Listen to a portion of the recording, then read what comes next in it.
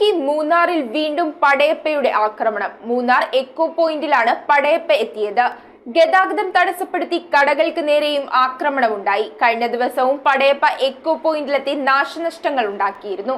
ഭീതി പരത്തി വീണ്ടും കാട്ടുകൊമ്പൻ പടയപ്പയുടെ പരാക്രമം. മൂന്നാർ എക്കോ പോയിന്റിലിറങ്ങിയ പടയപ്പ താൽക്കാലിക കടകൾ തകർക്കുകയും കോൺക്രീറ്റ് കടയുടെ ഷട്ടർ തകർത്ത് അകത്തുകയറി സാധനങ്ങൾ ഭക്ഷിക്കുകയും ചെയ്തു. പ്രദേശത്ത് ഏറെ നേരം ഗതാഗത തടസ്സവും ഉണ്ടാക്കി. കഴിഞ്ഞ 2 ആഴ്ചയായി 5 തവണ പടയപ്പ ജനവാസ മേഖലകളിലിറങ്ങി പ്രശ്നങ്ങൾ സൃഷ്ടിച്ചിരുന്നതായാണ് അറിയാൻ കഴിയുന്നത്. കഴിഞ്ഞ ദിവസം പെരിയവര ടോപ്പ്, കന്നിമല ലോവർ എന്നിവിടങ്ങളിലെ തൊഴിലാളികളുടെ വീടുകൾക്ക് സമീപമുണ്ടായിരുന്ന കൃഷികൾ നശിപ്പിക്കുകയും ചെയ്തിട്ടുണ്ട്. News desk metro 7.